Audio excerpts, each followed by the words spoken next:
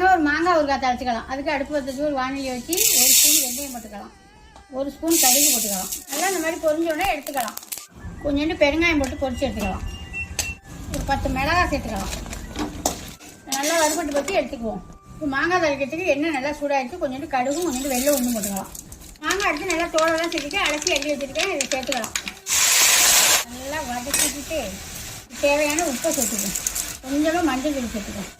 தண்ணியெல்லாம் நம்ம ஒன்றும் சேர்க்க வேணாம். நல்லா வேகட்டும். நம்ம போய் அதுக்குள்ளே நம்ம வறுத்து வச்சுருக்க பொடியை அரைச்சிக்கணும். ஒரு 2 ஸ்பூன் மிளகாய் தூள் வச்சுருக்கோம், அதை சேர்த்துக்குவோம். பொடி நுணுக்கி வச்சுருக்கோமா அந்த பொடியை சேர்த்துக்குவோம்.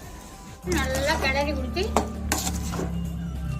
தும்மில் வச்சு இறங்கிக்க வேண்டியதான். அவ்வளோதான், மாங்காய் ஊறுகாய் ரெடி ஆகிடுச்சு. மாங்காய் ஊறுகாய்க்கு மாங்காய் சூடு, வெந்தயம் நல்லா குளிச்சு, அதனால தான் வெந்தயம் சேர்த்து செஞ்சோம்னா நல்லா வாசமாக நல்லாயிருக்கும். அவ்வளோதான், சூப்பராக கமன்னு பெருங்காய வாசத்தோட அருமையான மாங்காய் ஊறுகாய் ரெடி ஆகிடுச்சு. யாருக்கெல்லாம் பிடிக்கும்னு கமெண்ட்டில் சொல்லுங்கள். பாய்.